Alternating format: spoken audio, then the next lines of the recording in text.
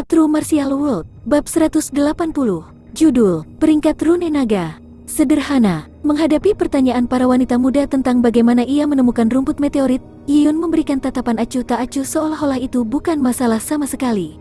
Tentu saja aku tidak bisa membelah setiap batu, tapi rumput meteorit dapat ditemukan di dalam meteorit. Aku kebetulan mengenal meteorit dengan baik. Mungkin ada banyak bebatuan di gunung herbal kota surgawi Tai'ah, tetapi hanya ada sedikit meteorit. Aku baru saja membuka setiap meteorit. Kamu tahu apa itu meteorit? Para wanita muda bertanya lagi. Mereka hanya memiliki konsep yang samar-samar tentang hal-hal seperti meteorit dan mereka tidak yakin apa itu karena mereka masih muda. Yiyun berkata, meteorit mungkin terlihat sama di permukaan seperti batuan biasa, tetapi sebenarnya ada perbedaan. Saat meteorit jatuh, panas yang menyertai meteorit itu sangat tinggi. Ini akan terbakar dan meleleh di surga bumi Yuanqi, membentuk cangkang cair di permukaannya. Dan itu adalah hitam halus dan mengkilap, yang membuatnya berbeda dari batuan lainnya. Juga, itu jatuh dengan kecepatan yang sangat tinggi. Dengan demikian, ia membakar melalui jalur surga bumi Yuanqi, meninggalkan tekstur yang ditiup oleh surga bumi Yuanqi saat mendingin. Meskipun tidak jelas, kamu dapat mencari pola angin ini.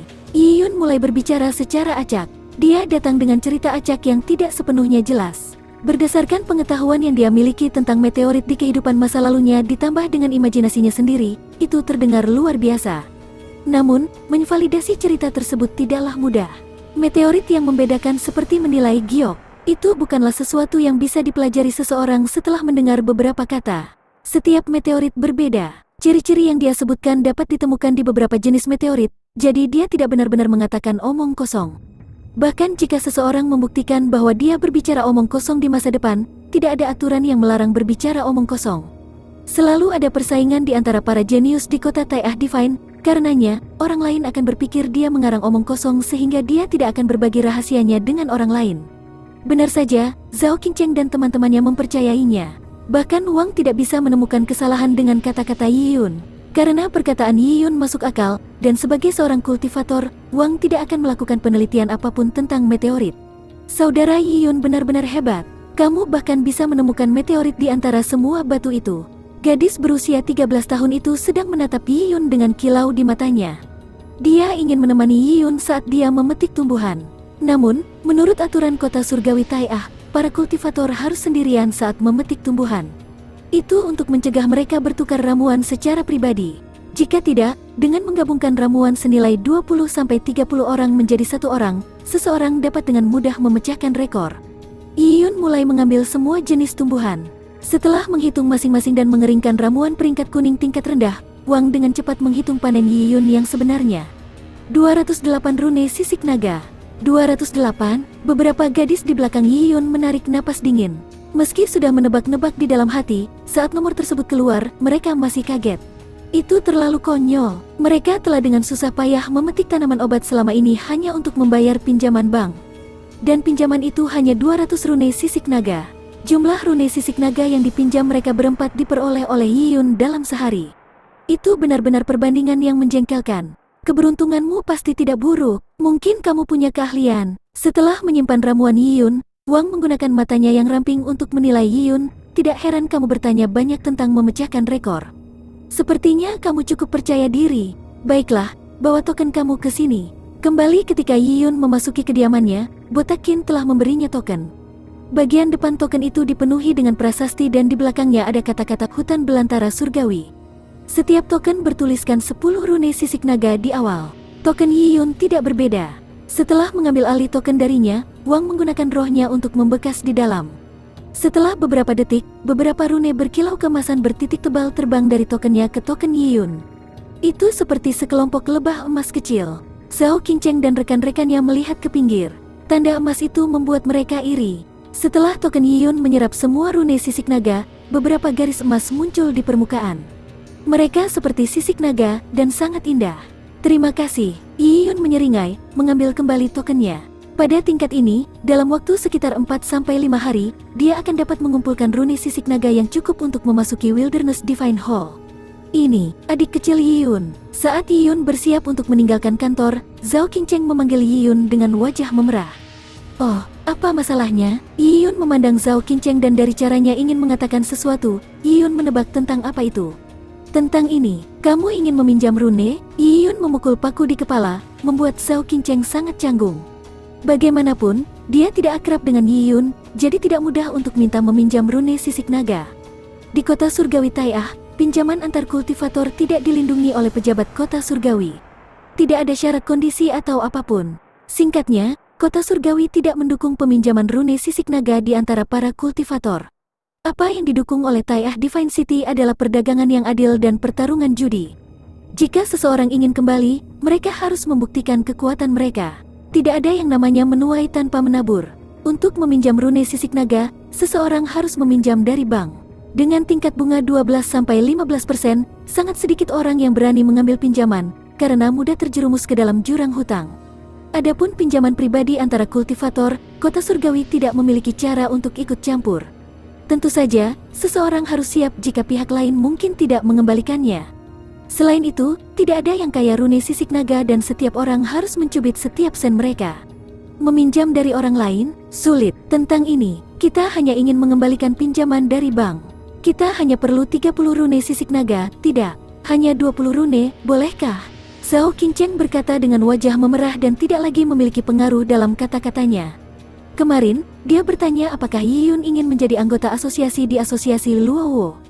Juga, dia berkata bahwa dia akan melindungi Yiyun jika dia membutuhkan bantuan. Tapi hari ini, dia ingin meminjam rune sisik naga dari Yiyun.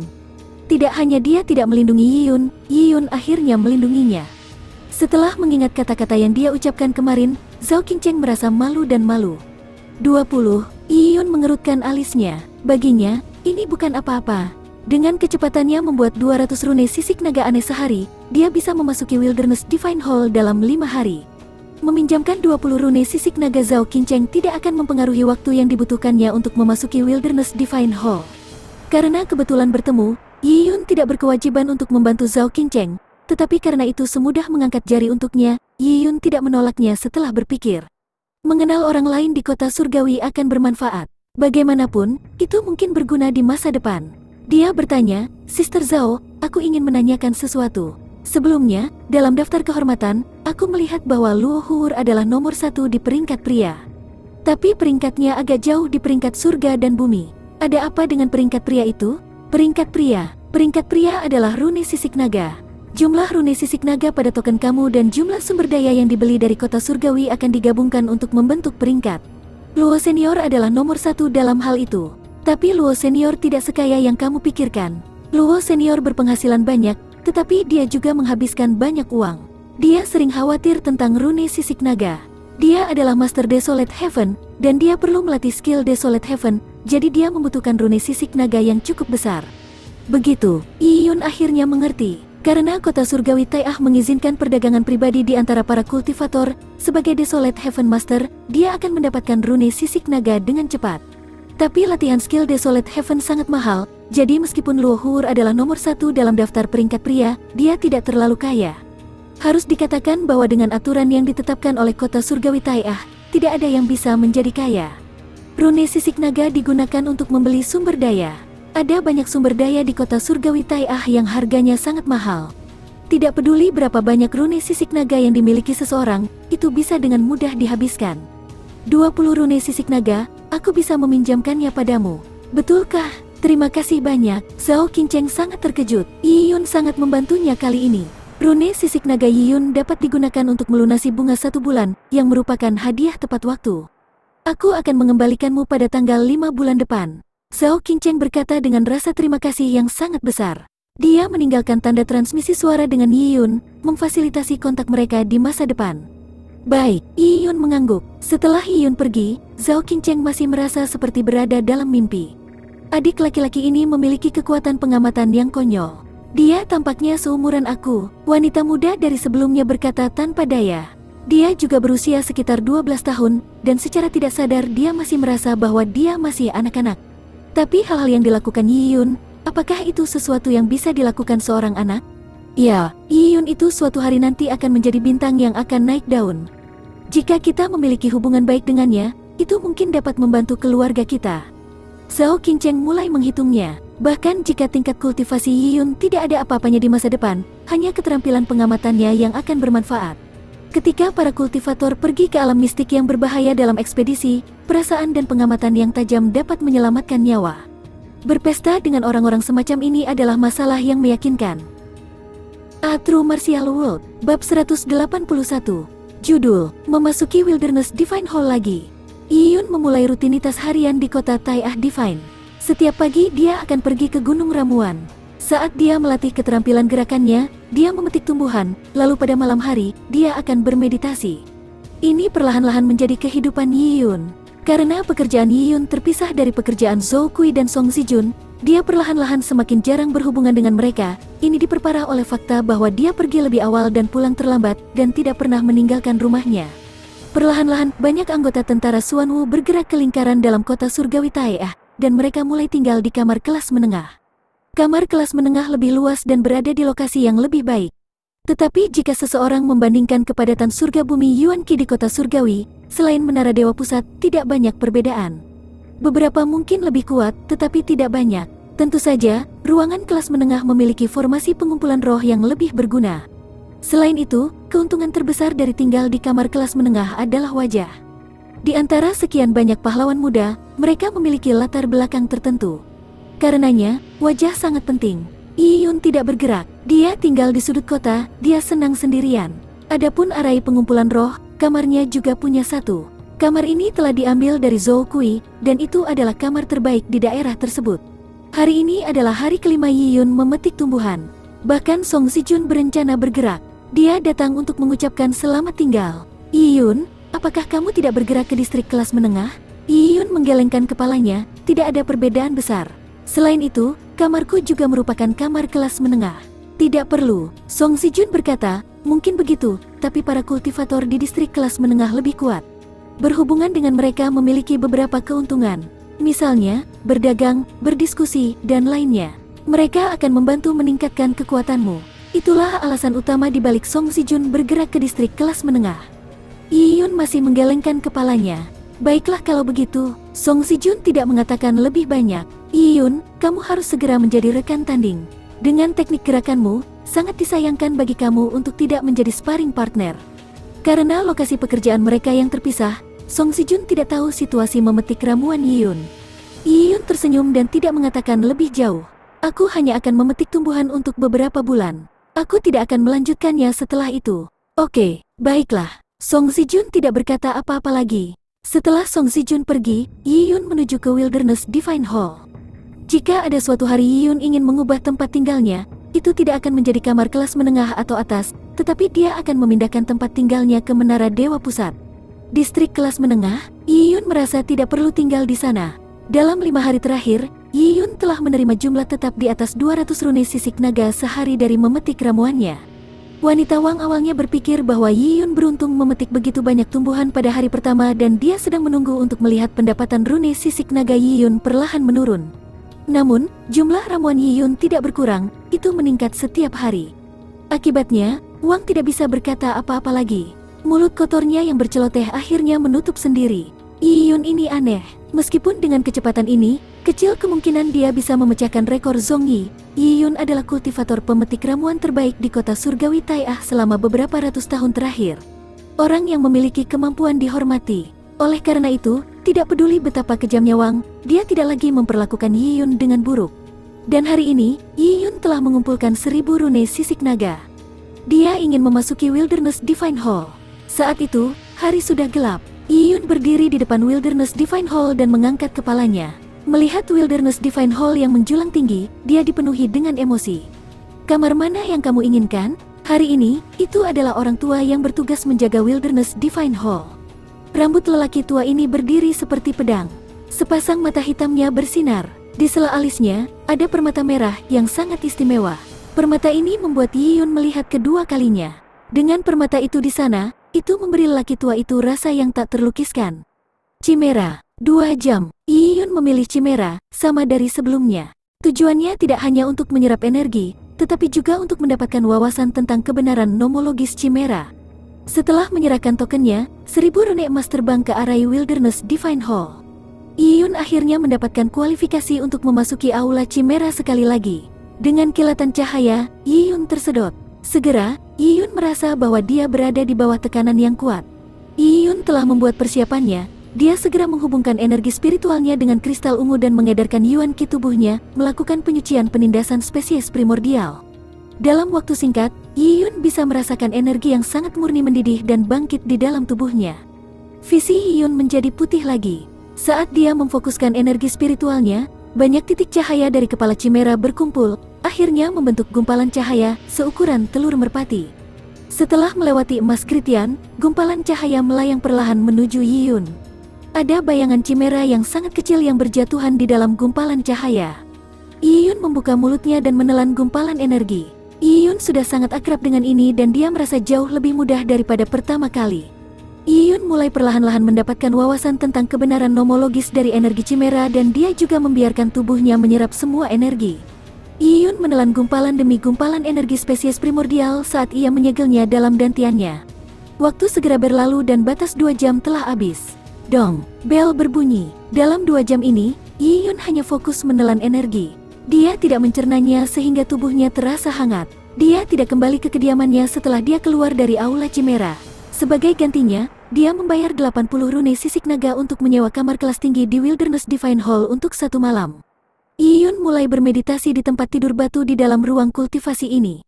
Energi yang dia ambil dari emas kritian tidak banyak, tetapi karena kemurnian dan asal mula primordialnya, itu tidak dapat dibandingkan dengan energi dari tulang-tulang kuno yang khas. Yiyun menggunakan energi spiritualnya untuk membuat energi mengalir keluar dari dantiannya ke seluruh anggota tubuhnya. Energi ini memiliki esensi garis keturunan binatang primal kuno di dalamnya. Esensi ini perlahan bergabung ke dalam darah Yiyun. Perasaan ini terasa seperti dia telah meminum sebotol anggur vintage. Akhirnya, tubuh Yiyun terbakar panas dan mengeluarkan uap. Ki dalam energi spesies primordial seperti banjir yang mengamuk, melonjak melalui meridian dan pembuluh darah Yiyun sampai ke kepala Yiyun. Di bawah aliran energi yang kacau, itu sangat menyakitkan. Perasaan ini seperti tubuhnya adalah logam, dan esensi energi spesies primordial seperti palu. Setiap gelombang seperti palu, memukulnya, terus-menerus menempa tubuh Yiyun. Meskipun menyebabkan persendian Yiyun sakit, rasa sakit ini merupakan pengalaman yang menyenangkan bagi Yiyun. Itu adalah rasa sakit dan kesenangan. Yiyun asyik dengan perasaan ini, dan setelah 7 jam, tubuhnya basah oleh keringat. Sepertinya dia telah dikukus dalam uap air panas untuk waktu yang lama. Perlahan, serangan itu melemah. Yang menggantikan itu adalah keadaan mabuk. Dalam keadaan ini, Yiyun melupakan segalanya dan tanpa keyakinan atau kekhawatiran, dia seperti binatang purba, terbang di langit, menghadap ke hutan belantara yang luas. Pengendalian kebenaran nomologis oleh binatang purba yang dicap secara halus dalam pikiran Yiyun. Kebenaran nomologis ini masih belum jelas, tetapi meninggalkan benih dalam pikiran Yiyun yang menunggu untuk tumbuh di masa depan. Larut malam, setelah bermeditasi selama 8 jam, Yiyun bangun dari keadaannya yang menakjubkan. Dia mengedarkan Yuan Qi tubuhnya dan dia terkejut menemukan tingkat kultivasinya agak jauh dari tahap tengah Purple Blood. Sudah 2 bulan sejak Yiyun menerobos ke ranah Purple Blood. 2 bulan ini, dia telah mengenakan gaun merkuri mengalir dan terus-menerus berkultivasi. Bersama dengan 2 penyerapan energi spesies primordial, tingkat kultivasi Yiyun saat ini akhirnya mencapai keadaan saat ini. Meskipun dia hanya sedikit jauh dari menerobos, dia telah sepenuhnya menyerap semua energi spesies primordial. Untuk terus maju tanpa menyerah, dengan hanya setengah langkah dari tahap tengah Purple Blood, bagaimana Yiyun bisa menyerah? Dia segera mengeluarkan 2 kristal seukuran kacang dari kopernya.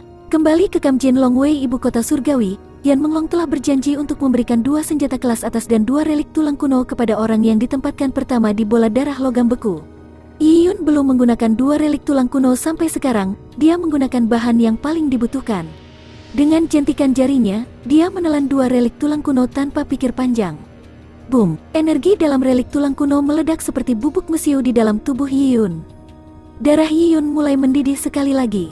Perasaan mistis kembali lagi. Di bawah gelombang energi, Yiyun bisa merasa seperti dia menyentuh tahap tengah Purple Blood.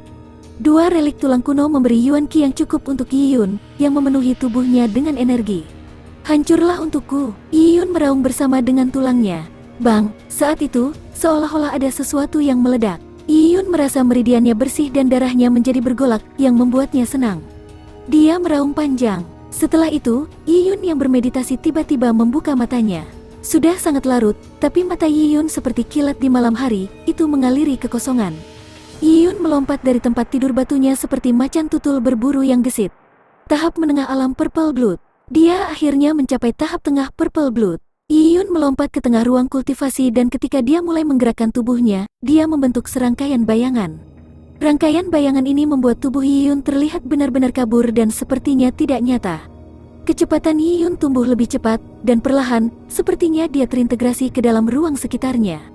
Dia menyatu dengan lingkungannya, tahap sukses besar dari Minute Subtlety. Yiyun kembali mendemonstrasikan teknik gerakannya secara ekstrim. Itu benar-benar tahap sukses besar dari Minute Subtlety.